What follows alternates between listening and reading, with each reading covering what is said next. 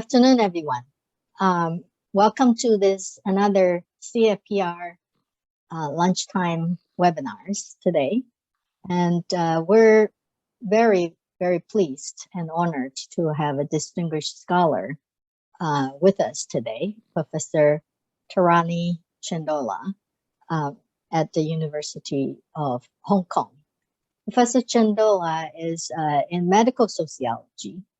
I've personally been reading his work for some time and a great admirer of his work.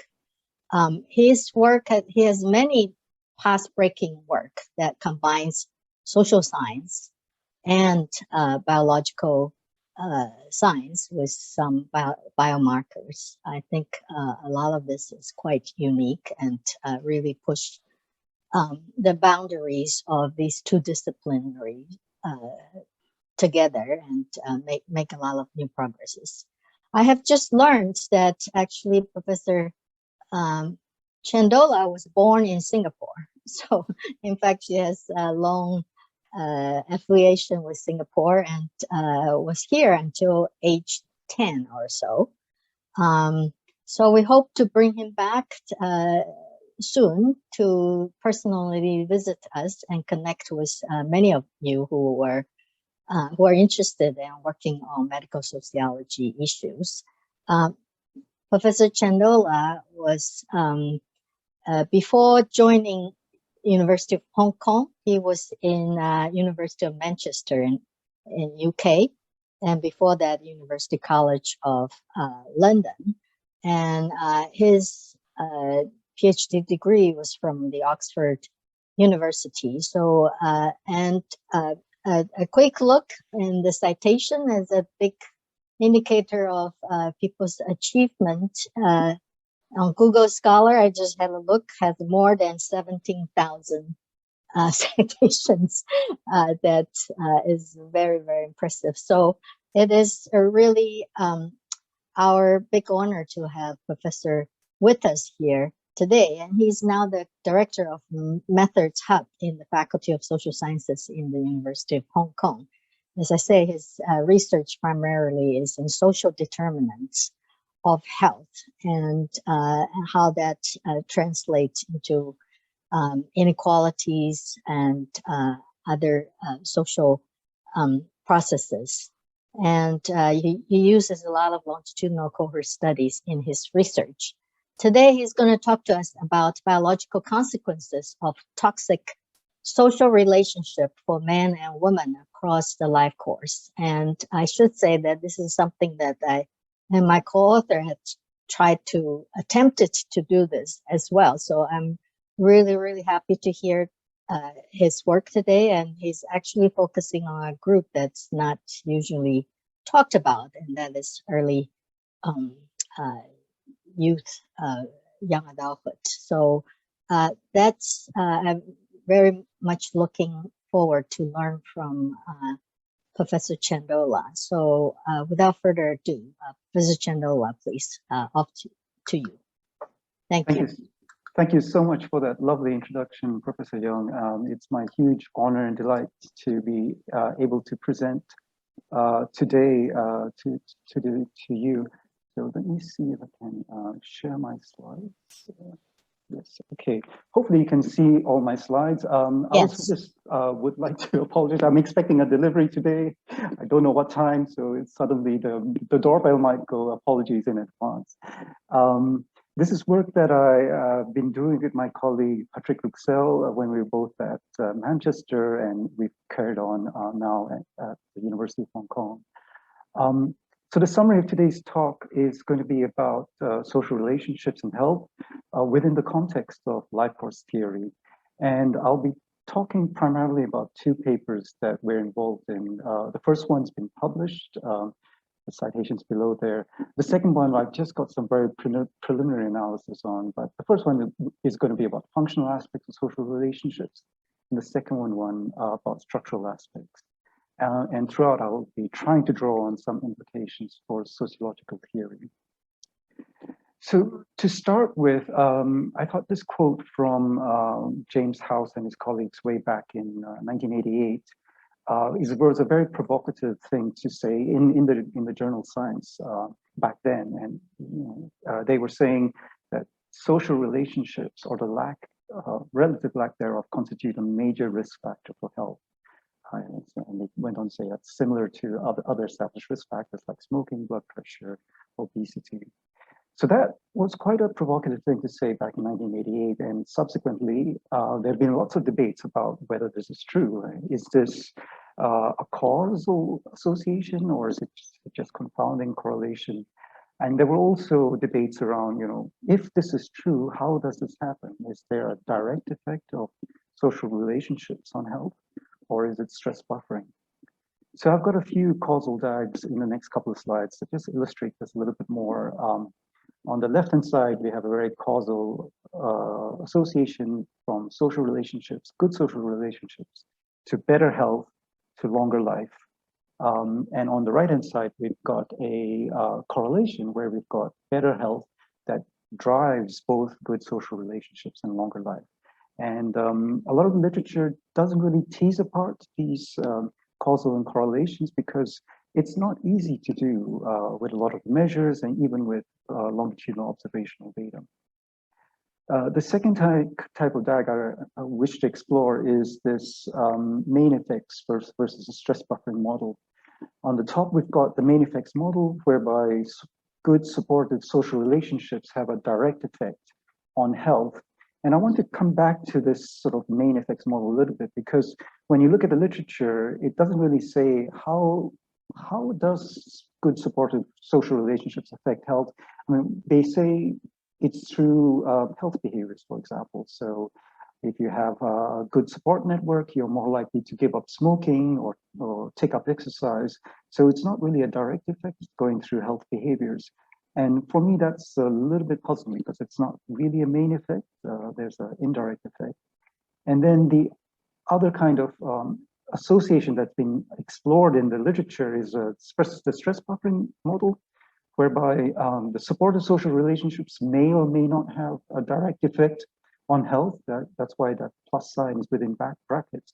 But what's more important is that it moderates the negative effect of stressors on health. So, and there has been a lot of research into this stress buffering model. Some people say there is good evidence, other people find a lack of evidence. I'm going to concentrate most of my early bit of the talk on the main effects model. I'm going to come back to that. So about the debate on whether it's a correlation or causal association, there have been a lot of studies on showing that there is an association between the structure and quality of social relationships and better health and reduced mortality. So a typical example here is this 2010 systematic review on a whole bunch of studies. I've only managed to show a few of them, starting from N at the top, but there are a much longer list of studies. And this showed that the odds of having a mortality if you lack structural social relationships, it's about 1.57. And in terms of a lack of functional social relationships, the odds ratio of mortality is also around almost 1.5 as well. And this kind of social epidemiology papers have been cited quite considerably as evidence showing that maybe there is a causal effect on social relationships on health, even taking into account risk factors, commonly known risk factors like smoking and exercise. It's always very interesting to see how social relationships gets measured in these studies, a lot of social epidemiology studies. And so for functional measures of social support, you have standard scales on perceived support or receipt of support, as well as loneliness. And for structural measures of social support, people or researchers have used marital status, network density of size or number of friends, for example, whether people are living alone or living with others. And as sociologists, we might be slightly uneasy with a meta-analysis that combines all of these measures into a single effect. The other development since the 1980s has been the development in Lifecourse theory. And here, the Lifecourse theories that I'll be using particularly are the social convoy model and the social emotional selectivity models. Both of them come from primarily psychologists, but they've been used in sociological research quite a bit. Both these models have within the center this idea that close relationships are particularly important for health, especially amongst older adults when their health begins to decline. And they're very interested in exploring how social relationships change over the life course. And here is one typical example of a lifespan model. So here I make the distinction, a very clear distinction that exists between lifespan and life course. So in a lifespan model, we've got here the level of functioning on the y-axis, and as people grow older, their levels of functioning develop and increase. And after the age of 30 or 40 or so, their level of functioning declines. There's relatively little variability in the development side of things, but there's quite a lot of heterogeneity, a lot of differences in the trajectories of decline. That's why a lot of interest has been made on the ages 40 to 50 plus, because people are very interested in seeing, well, what are the factors that can be associated with delaying the decline in functioning as people become older. Now, this lifespan model has been integrated in life course research. Here's one proposed by Toni Antonucci and her colleagues. So this is a social convoy model where we've got concentric circles of social relationships. So you've got very close relationships right at the center, your immediate family, your partners, your children.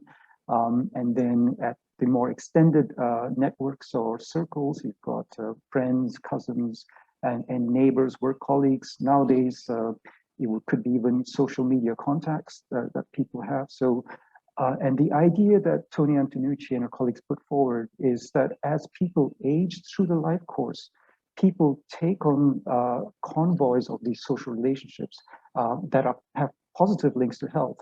But also, as people age, often people lose contact with some social relationships. People die, or people's partnerships end, and additional social relationships are then brought in from the wider social network. So that's this is my attempt at trying to draw a convoy. So here we've got possibly a train or maybe a truck.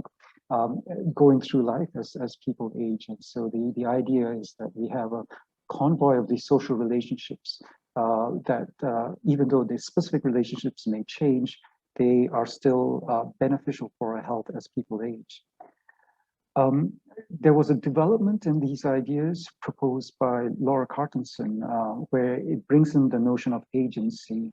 So people choose their social relationships as they age, and particularly people lose their negative social relationships. So because of course you don't want to be hanging on to those negative social relationships as people get older, because it's not good for your health and well-being. And so early on in life, when people are young adults, we're exploring, we're developing relationships, friendship networks. Some of them can be quite challenging, maybe even negative. But later on in life, as we become older, we tend to disinvest in those kinds of negative social relationships, so that by later life we have largely very positive social relationships in our networks. So you've got this idea of a selection in our social relationships going on, this idea of agency. So when Patrick and I looked at the literature, we tried to identify what the gaps in the theory and evidence was. And here are 4 things that I think comes out. First of all, I want to talk about the lack of focus on stress, and the next few slides will illustrate what I mean by that. But it's very hard to talk about social relationships, or the lack of social relationships and health, without talking about stress. The second thing I want to highlight is that even with well-observed longitudinal panel data, we still have issues with endogeneity, reverse causation, health. Even when we've got health measured at different time points, it's still it could be an issue. So that's one of the things that's often not explicitly addressed in a lot of the studies. The third thing is that these models of the life course, the social convoy and social emotional selectivity, they often lack a certain sociological context. So I'll come on to some suggestions for that. And the fourth thing is that very often the empirical studies are mainly done either in midlife or later life, not so much in earlier life. And so I'm making the argument that early adulthood is quite an important life stage to consider when we're talking about social relationships. So I want to come back to this main effects versus stress buffering model, and the idea that supportive social relationships have a direct effect on health. It's not, as I said, it's not something that's easy to understand without thinking about stress. And here I want to make a subtle differentiation between stressful social relationships and the lack of supportive social relationships. So in the meta-analysis I showed you a bit earlier, loneliness was one of the measures of functional social relationships. And that's an example of a lack of social relationships. Whereas stressful social relationships are those that are negative and undermining and critical. So what is particularly important is to see to what extent those negative or lack of supportive social relationships have an association with physiological stress markers, because the physiological stress has a direct effect on our health, both physical and mental health. So that seemed to be a little bit lacking in the literature. The other thing I want to talk about is the problem of endogeneity and reverse causation. So here are some typical examples of question items that have been used in the literature to measure functional social relationships. Like, when I feel lonely, there are several people I can talk to. And here's a typical measure of health or mental health. Have you been feeling unhappy or depressed? And when you look at this, you think, of course, there's going to be a lot of overlap, a lot of correlation. And even with panel data, it's really hard to tease apart to what extent the functional aspect of social relationship causes decline in mental health. So one of the potential solutions is actually to separate out the stressor relationship from the stress response. And here, looking at the biological stress response is particularly useful and interesting. So in the bottom graph over here, we've got a stressor occurring early on. And here we've got the stress response, the sympathetic stress response in red and the parasympathetic stress response in blue. So we've got these two opposing stress responses that try to deal with the threatening or stressful situation and gives you energy, a boost of energy to deal with that. And what's also very important is the recovery period. So after dealing with the sudden threat, people are able to recover. And that recovery period is extremely important, because without that recovery period, the stress hormones that are circulating in the system can be very damaging. And this is the theory of allostatic load that was proposed by Brooks McEwen back in the late 80s, early 90s. And here we've got this idea of a stressor occurring. So you've got a normal stress response and the recovery period. And normally when people are exposed to the same kind of stressor, they adapt. So that's the red line over here on the right-hand side. In the middle, there's an adaptation to that stress response, so that they no longer have this prolonged response to the stressor type situation. But for other people, they don't quite adapt. They get repeatedly exposed to stressful situations, and their stress response, their hormones like cortisol remain in the system for a much longer period. There's no recovery, and that's physiologically really damaging. There's a third group of people who have an inadequate response. So these are people who experience extreme stress, like post-traumatic stress disorder groups of people. But in the population, they tend to be relatively rare. So most of the times, people either have a good stress response or sort of inadequate, prolonged stress response. And I'll be looking in the first paper about how we use this stress response to look at social relationships. In the second paper, I'll be looking at using natural experiments to model how changes in social relationships can affect health. And this is using data from the pandemic in the UK and how that affected social relationships. The third gap I want to talk a little bit about is a lack of the consideration of the sociological context. And here I go back to Glenn Elder's 5 basic principles of life course theory. Glenn Elder's book, Children of the Great Depression, came out in 1974. This is way before the social convoy model, socio-emotional selectivity model.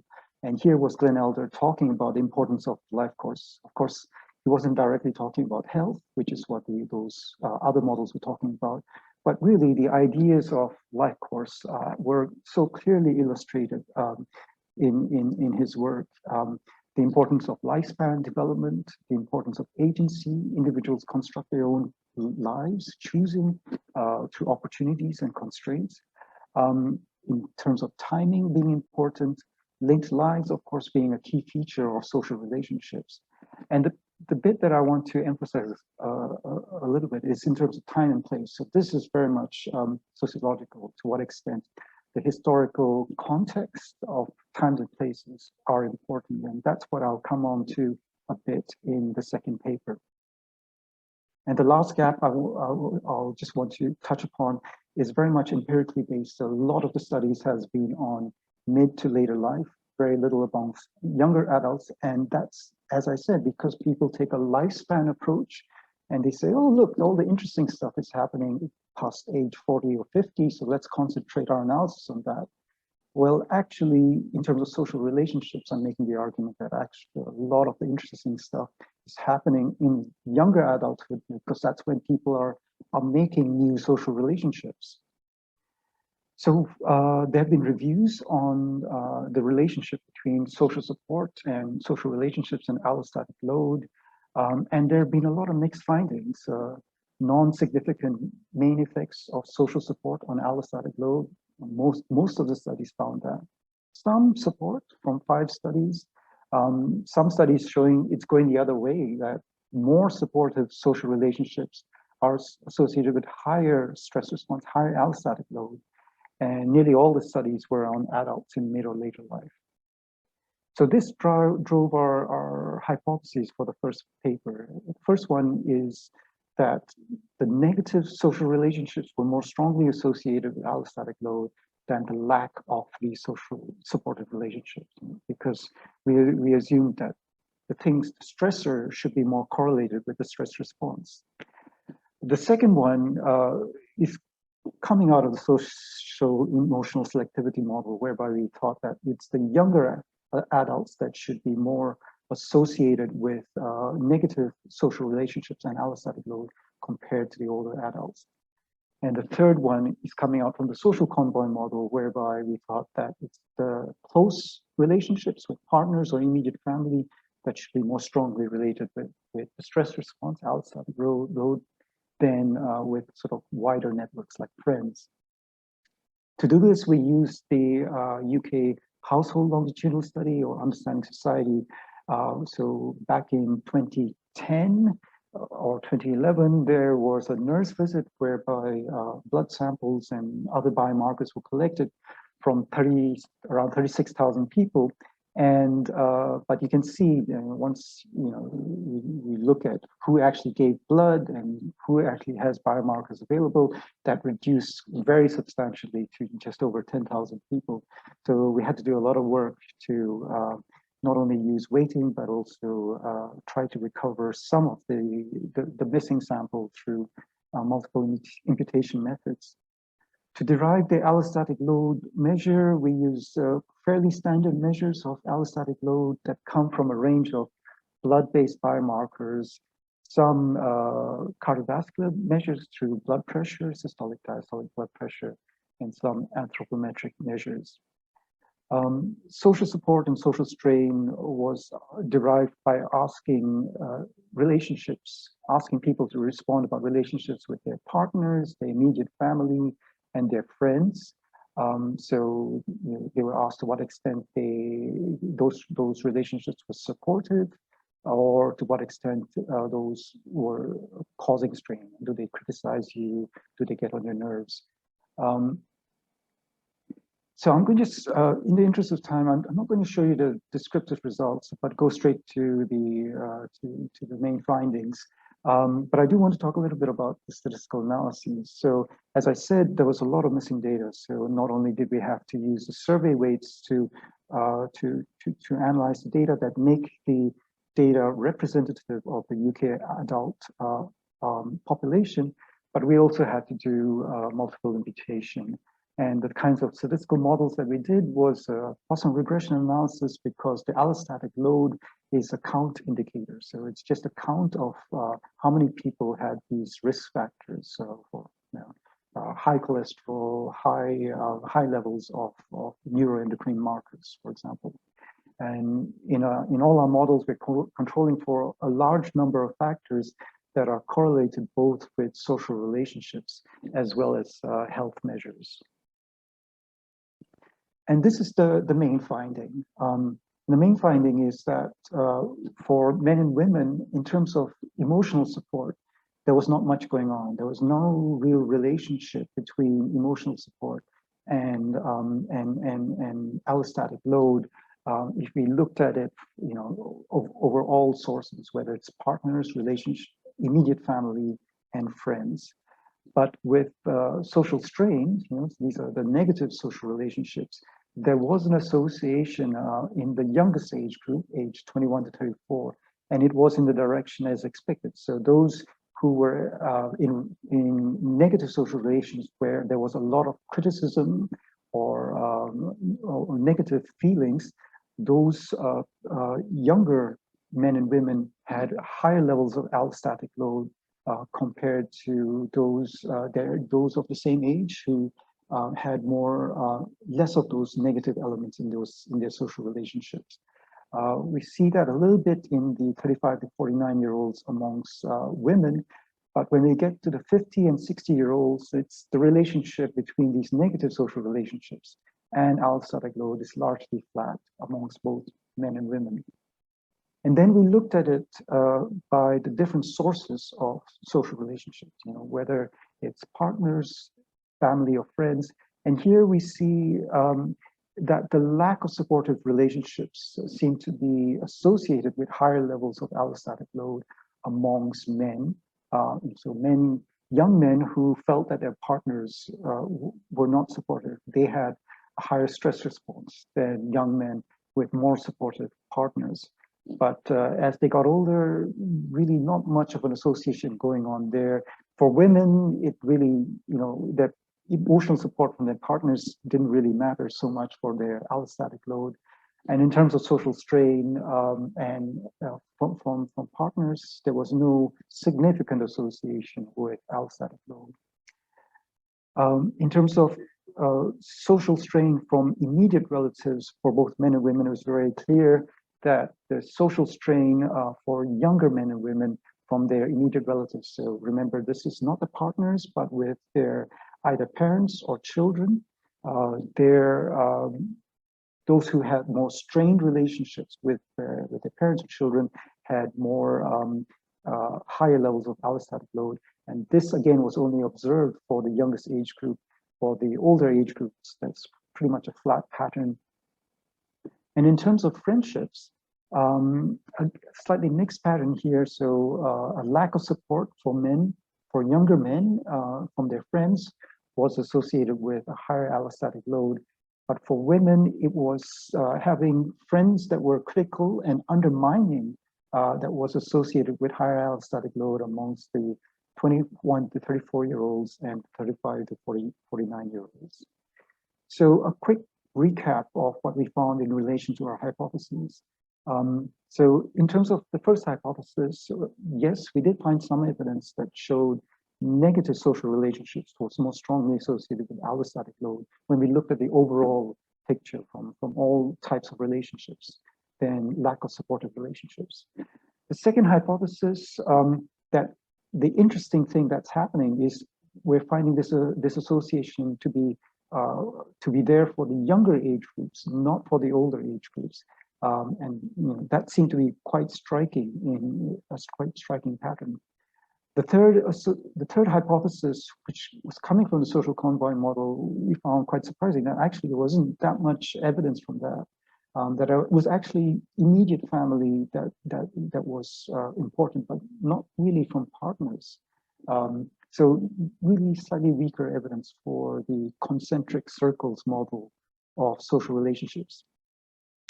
So what I did subsequently is to look at the correlation between social strain and mortality in the same cohort. So what's happening to the participants in this survey 10 years after they were surveyed. And you see here the risk of the probability of dying in 10 years. And of course, for the younger cohorts, the probability is very, very low. And once you hit 65 years or older, the probability of dying is a lot higher.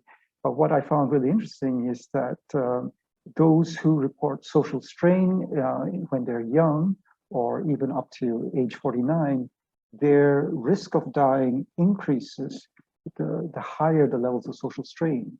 So this is very much in line to what we're finding in the models, that social strain seems to be affecting the allostatic load of the younger cohort. And then for the older cohort, it's really the lack of emotional support that seems to be associated with the highest levels of mortality. Now, this is very quick and easy analysis, so I still have to refine this quite a bit. But it does lend some weight to the idea that it's the social relationships, the negative social relationships in younger life that seem to be quite harmful for health. Now, the second paper I want to talk a bit briefly about is about structural social relationships. So in the previous paper, I've been talking about functional aspects of social relationships, the emotional, supportive, or strained relationships. But of course, there's the structural aspect of social relationships that is important as well.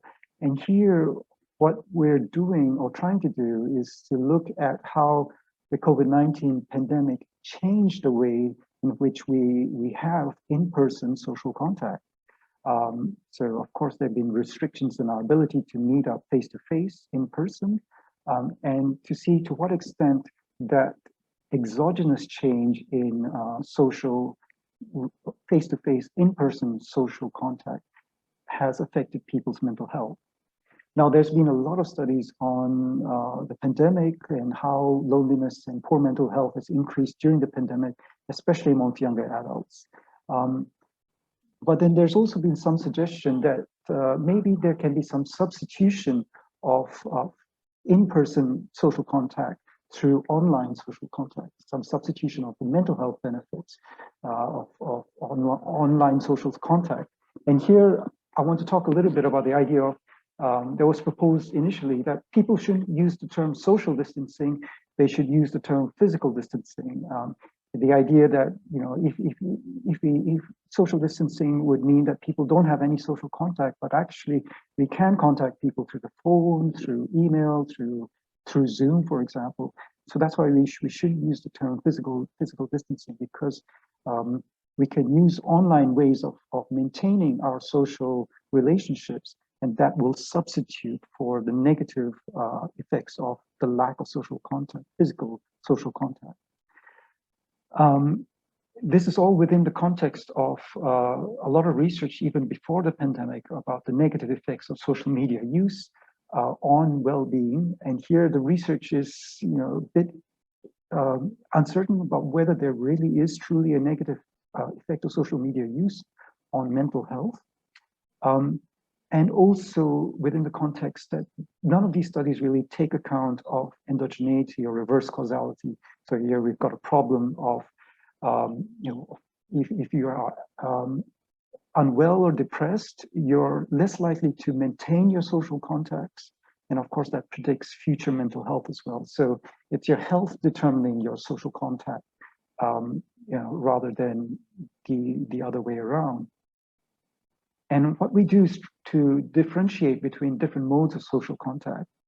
So at the top, we've got in-person, synchronous, one-to-one, face-to-face meetings versus calling people up immediately on the phone or through online methods. So again, it's synchronous, it's face-to-face like we're having right now. It's one-to-one, but it's not in person. The second type of differentiation is between synchronous one-to-one phone or video calls versus asynchronous one-to-one or one-to-many forms of contact. So the latter one can be through either email and text, which is largely one-to-one social contact, or one-to-many people in terms of social media. So it's quite important to distinguish between these different modes of social contact when we're talking about structural social relationships. And the data that we use again come from the UK, different regions or different countries of the UK.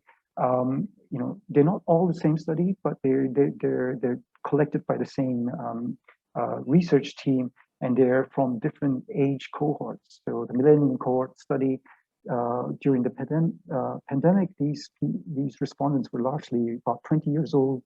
The Next Steps cohort, who were born in 1989, were about 31 years old. And the British cohort study, the respondents were about 50.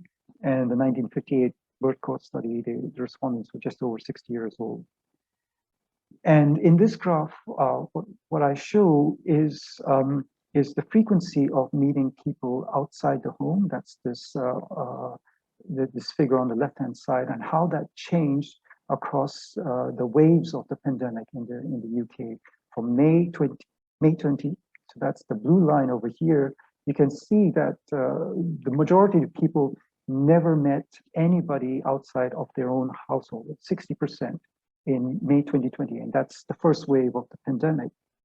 By September 20, so that's the red line over here, that had changed considerably because restrictions had been removed. The first wave had died down, although there were still some important regional variations that I'll come on to a little bit later.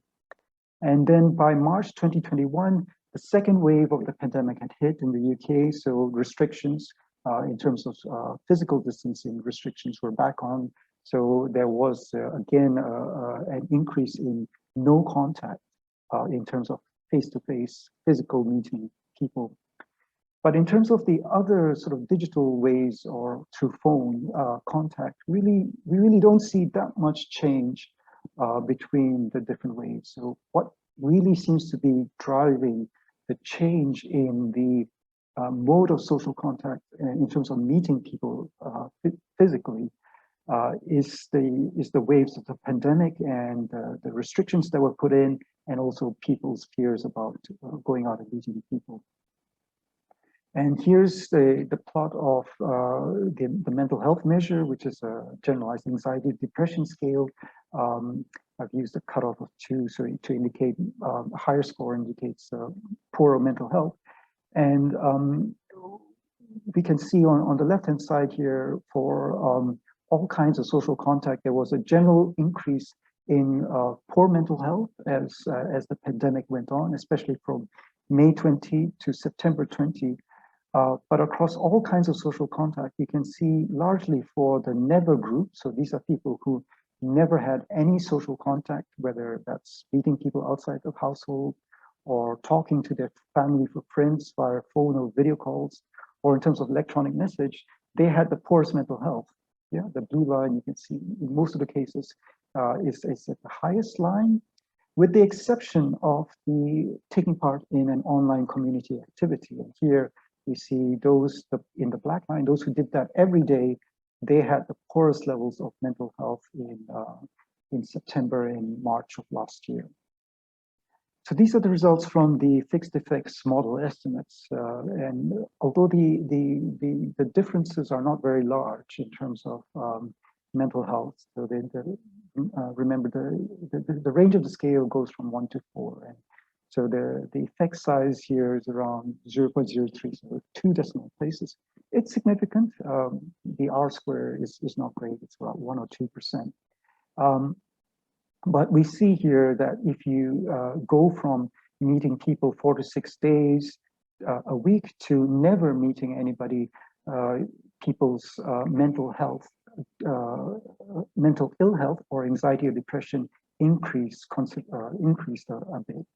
And that's true also for going from regularly talking to your friends and family by phone or video calls to never talking to them. So it's going in the expected ways. But in terms of messaging people through text messages or taking part in online community activities, there's not much association here between those forms of contact and mental health.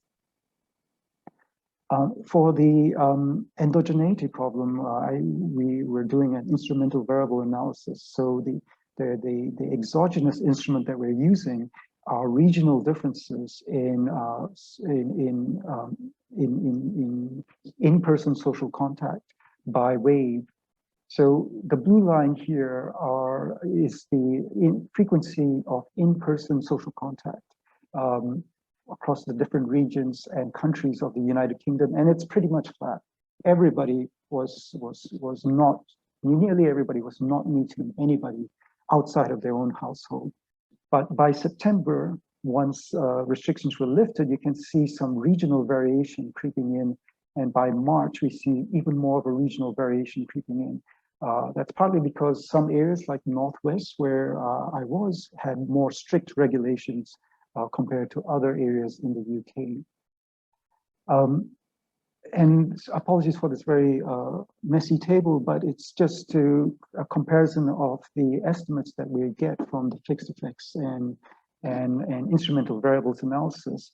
And the endogenous variable here is meeting people outside of the household. And here the effects of meeting people outside the household were largely very similar in the fixed effects compared to the either one-way, two-way fixed effects or the instrumental variables analysis. But then the phone or video calls, social contact through phone or video calls, there was some evidence that this was important in the fixed effects models, but they sort of reduced in terms of size when we looked at instrumental variables models, and not much happening for the other modes of social contact. And this is the last results slide, so I'll be finishing in the next couple of slides. So we broke this down by the age groups of people, and I'm showing here the online social media contact.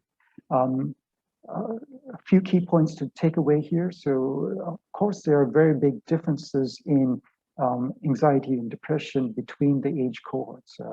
The youngest age groups have the highest levels of anxiety and depression. The second takeaway is the age 31 cohort, because it was very small, a very small cohort there. That's why the standard errors are a lot larger. But the third takeaway is that for the age 20 cohort, you can see that the group of people that had the poorest mental health were actually those who were engaged in social media use every day, and that if they reduce that to 2 or 3 days a week, their levels of mental health improve.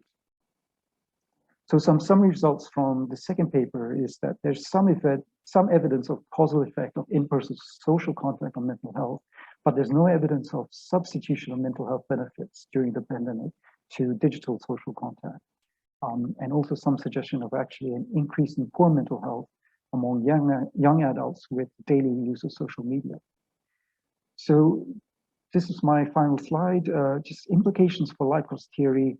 It's true that lifespan is important, but we also observe substantial variation in rates of aging and ill health between individuals. And that's what's interesting about looking at life courses, because it's not just a single type of lifespan that is important, but differential trajectories as people age, that's important. Going back to Glenn Elder's emphasis on the importance of agency and linked lives, that's especially true Individuals choose who they retain socially connected to over the life course. There's strong evidence for social emotional selectivity in relationships as people age. In terms of time and place, that's really important to consider, not only in terms of causal associations, but also in terms of the kind of contact people have, the mode of social contact. And actually, there doesn't seem to be any substitution to mental health by digital contact. And in terms of timing, I'll come back to this idea that we developed from the first paper, that actually it's the early adulthood life period that's particularly important when we're looking at social relationships, because that's when younger adults are exploring, developing new relationships, and that could be really stressful for their well-being and health. So thank you so much for listening to me. This is our emails. I would like to thank my funders and my colleague, Patrick Ruxell, and other colleagues who've worked with me on the papers. Thank you so much. I'll stop sharing now. Great. Thank you, Professor Chandola. That was really impressive and rich data and all the concept that you're introducing to us. We can now open the floor for some questions. Actually, let me just also, I wanted to point out, it was great to see the work from ISR in University of Michigan that were referred to in the beginning of your talk. Yeah. 1988 was the first year I joined ISR, and so Jim House and Tony Antonucci's work, I'm very glad that were become useful. Yeah, thank you very much. Anyone has questions for Professor? Yeah, Joseph, please go ahead. Yeah, if no one asks first, let me ask. Professor Chandra, very interesting studies. I have I think I should read that paper more carefully, but I have a few questions seeking for your comments. You actually mentioned about this dynamic of allosteric load by three types, as you mentioned, and some of them kind of could be stable or kind of reduced. And then in your future, in your later analysis, I'm just asking whether it's possible from the data to see those kind of dynamics of the load instead of only capture one point. Yeah, and then secondly, I'm so impressed by the fact about this toxic relationship on the mortality of young people, because usually, as you criticize, most of us focus on the old people. So I'm curious that what kind of mortality it is, what is the cause of death for these, even it's quite small mortality, and what cause of death? Is it like a car accident or really physical diseases or suicide? Yeah. And also, I have more questions, but let me just raise three. Okay, first, very interesting. The last question, if could you please clarify with us the 3 time point you chose are actually all the critical time point of the outbreak of the COVID-19. So if this is the case, have you ever compared one time point right before the outbreak to see the general change of the depression? Yeah, before and after the outbreak. Yeah. Thank you. Yeah. Thank you so much. Those are 3 great questions. If I forget which ones, please remind me. Yeah, sure. Because I've forgotten. So the very first question was about the 3 types of allostatic load and whether we can see patterns for that. So the quick answer is in the particular data set that I showed you, we can't really see that kind of 3 patterns of allostatic load. That's because the key measures of the stress response, which is the stress hormones, for example, they're very hard to collect in these kinds of data sets, because they have to be collected through saliva, diurnal saliva tests, for example. So So in this particular data set, we don't see that, but in other data sets that I've worked on, we try to identify these three patterns. So prior to, I was previously working on a civil servant study in the UK called the Whitehall Civil Servant Study. And there we had collected a lot of stress hormones. And we were really interested in identifying these three patterns of allostatic load. But we could only identify the first two, people who have an acute stress response and then they recover quickly, and people who have a stress response but don't really recover. But the third type, people that don't have that much reactivity, we really couldn't identify within our data. And if we think about it, that's really not surprising, because the third type they're very rarely likely to be in a stable job, like in the civil service. So they're often excluded from the kinds of surveys that we're interested in. But if we had repeated that same analysis, if we had collected data in a population that is clinically unwell, I'm pretty sure other studies have found evidence for this third type. But in survey data, it's a bit hard to find evidence for that. Yes. So the second question you had, apologies, can you just quickly remind me? The mortality of young people. Oh, the mortality. So yes, the mortality data that's collected in this particular survey, it's not broken down by cause of death, but we do know the broad causes of death in the UK. You're right, it's either accidents or suicides. So it's possible that stressful social relationships could have an effect on either of these causes. So it is plausible, but the data, at least now, it's not possible to identify very specific causes of death. Okay. And the third question, I'm asking about the time point before the outbreak. Yeah, that's right. So these data sets are longitudinal data sets. So we've got data collected before the pandemic outbreak. So what I didn't show you was the change in the mental health scores just before and just during the pandemic. But in other analysis that I've done on slightly different data sets, we show a very clear increase in poor mental health as the pandemic struck. So we're talking about a year before the data was collected. So and a clear increase in poor mental health. Yeah. Okay. Thank you. Great, thank you. If you have questions, please raise your hand or just some indication to me.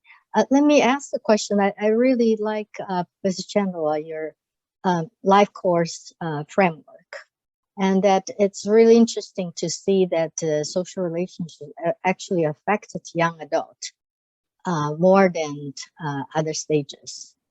To think about this implication or why this might be the case, I guess it may be related to the fact that there's a lot of documentation about young adults these days, the kind of difficulties and challenges they might have in making the transition into adulthood. Life events such as completing higher education for many people, the high cost of that, and looking for a job, the unstable job market, and establishing a household, such as buying a home or finding a spouse and so on. So much of that is the relationship, social relationship, but a lot of it is also financial stress, right? Economic stress and the cost of living, the cost of not being able to move out of parental home and establish your own household to move on to the next stage of adulthood life. So, having seen my children go through these events I know that, and my students too, they're just, struggling with a lot of these challenges. How do we distinguish from the impact of these financial stress from social relationships impact, because these financial stress are also time variant factors. They're not a fixed characteristic in one's life during this stage. Yes, thank you so much, Professor Young. You're entirely right that it's really important to consider other sources of stressors. Of course, the life course, employment, financial, other kinds of aspects of social relationships. In the first paper, we sort of controlled for a range of these factors, income, living arrangements, those kinds of things. But yeah, you're right. It's not really satisfactory. It doesn't really help in terms of understanding causal processes. In the second paper, I suppose the one thing I would say in the second paper that we're trying to develop right now is that because we're using this an instrumental variable approach, whereby the changes in social contact that are being driven by the pandemic, that's like an exogenous change. So that should have a that shouldn't be correlated with other kinds of stressors that are occurring in young people's lives. But then one of the drawbacks of that analysis is, of course, we don't have the biomarkers collected. Well, not yet. So it's one of those things where, of course, there are limitations to kinds of data. That would be nice to have lots and lots more data. But unfortunately, we don't. The one thing that I'm also very conscious about is very often when I'm speaking to doing these topics, speaking about these topics to our younger colleagues or students, it sounds very doom and gloom, and I don't want to make it sound as though everything's terrible, because the recovery is just as important, and lots of people recover, from acute stressors, and we are observing that that there is a certain level that most people's mental health has recovered during the pandemic once the restrictions have opened up. So so yes, perhaps I always emphasize the negative, but there is positive as well. Right. No, I think what you have done is really, really important, and in a way not surprising. This is the transition period where a lot of relationships are happening and dissolving and splitting up from families, but still remain strong ties, and that there's a lot of tensions and frictions or that could happen. Like what you're also work on, your other work that focus on other transition point like retirement, right? That you have done is also another things. I was also wondering if you have looked at, widowhood. People lose their spouse at elderly, advanced age, how that affects people too. So unfortunately I didn't show all the results, but yes, you're entirely right. So widowhood is that's one of the big predictors of an increase in allostatic load. So it is as you would expect, losing a close partner is very stressful. Great. That was what we were trying to do earlier, actually, but maybe we can consult with you later. Jiang Liu Yan, please, you have a question. You can ask yourself. And I would encourage everyone to turn on your video if you can, so Professor can have a stronger tie with us when he was talking. Okay, Liu Yan, please go ahead.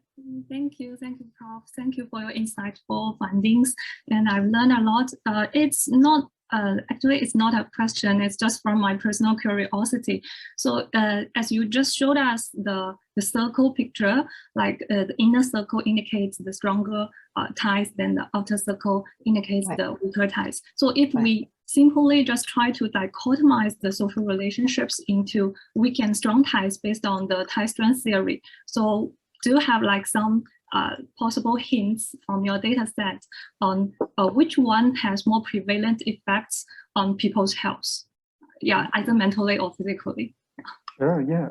So yeah, that was one of the slightly surprising findings that we found in the first paper, that we were expecting that the strong ties were the ones that had the strongest associations. But strong ties, of course, include partnerships, and what we were finding is that partnership ties didn't really matter for the women. You know, for the men a little bit, yeah, but for the women, no, not, whether it's young or older women, not so. So that was surprising. What was also surprising was the importance of friendship ties. Now, of course, friends are still within, you know, I'd say the middle concentric circle. They're not the very extended network. But the friendship ties were turning out to be important for both men and women, either a lack of supportive or in terms of stressful social relationships. And that really puzzled me and Patrick quite a bit, because I was wondering, what's the point of hanging on to these friends that are causing you grief? And why do people, you know, have friends that are undermining or critical, you know, or don't support them? And I think that's largely because, you know, when we're younger, we are always sort of expanding our social networks. We're discovering new people, and that is you know, that can bring in people that can be challenging or negative and undermining. So I think the strong and weak ties model that we assumed that the ones with the strong ties, you know, that would be the ones most associated with chronic stress. But actually, it was much more nuanced than that. But the parents seem to be still important, right? Yeah, parents and the parents and children. So a lot of these people, they were 21 to 34 years old. So they had young children as well. Right. So they could be responding to that question about social relationships in relation to both children and parents. But just to point out that, you know, the average age of marriage now is about 30. So your age group of 21 to 34, it's the beginning of that group is still education, if they're going to postgraduate, and the beginning of the first job and trying to deal with how to establish themselves yet. So Nanshan has a question. Please go ahead. Thank you for opening your video. It's nice to see you. Thanks, Prof. My question is that I did not catch up clearly about the technical point of the instrumental variable. So, Prof, could you please elaborate more on that?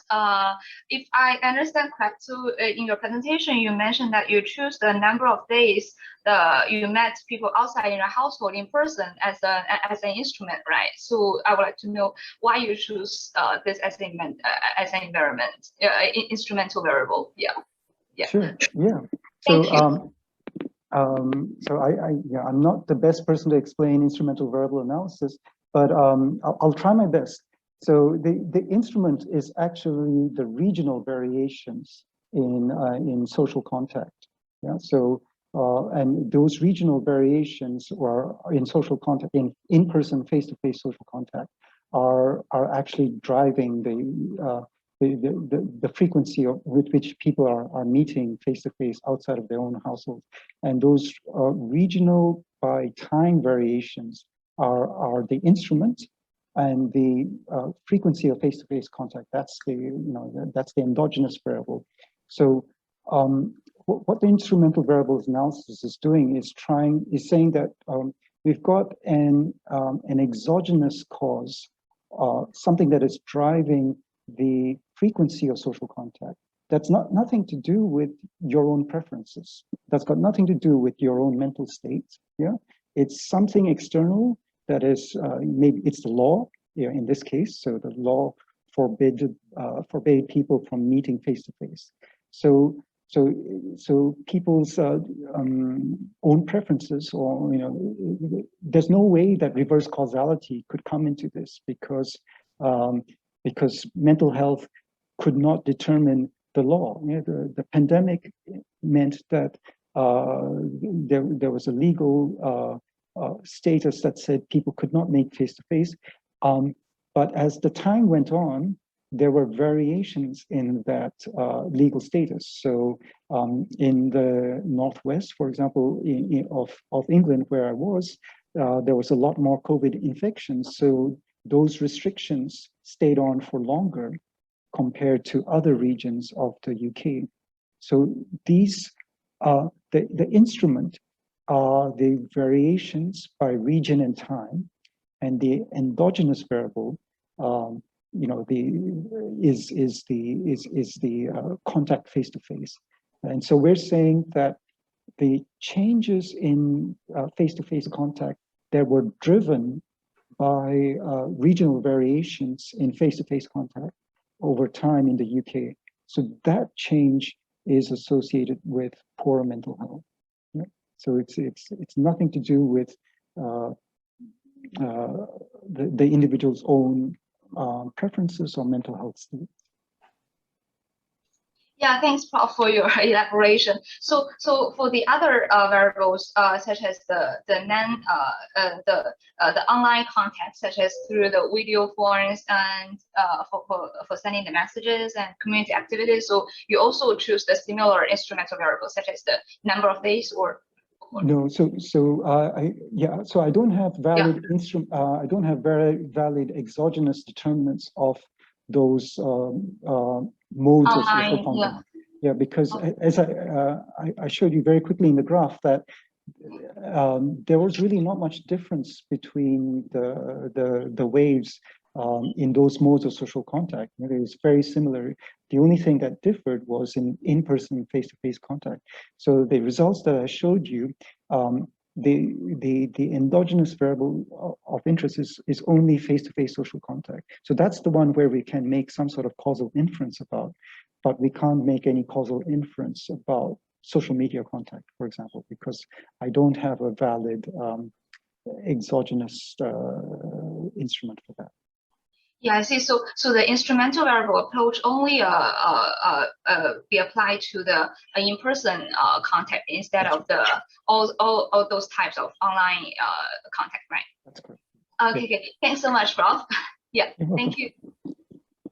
Thank you. So we have much to learn from your work, Professor Chandola. We really appreciate hearing your work today, and we hope to keep in contact with you, sure. And as I say, bring you in, and so we can learn from you more. We're actually 11 minutes past the deadline, the end time already, but I think I have learned a huge amount from you, both conceptually about how to think about this issue and methodologically. It's a great envy for you to have access to so many longitudinal data and very high quality longitudinal data, and with access to not only the socioeconomic factors, but biological factors as well. And that really pushes the kind of questions we can address and answer in our research. So thank you again very much for coming to share with us your work, and thank you everyone for participating and for your questions. We will be putting this video online for you to review if you missed something important in terms of methodology. And Professor Chandola has said that she's willing to continue the conversation with you as well if you have more questions you would like to ask of him. So thank you, and bye everyone. Take care. And, thank you. Remember, social contact, personal contact is very important. And let's keep all the positive social relations going.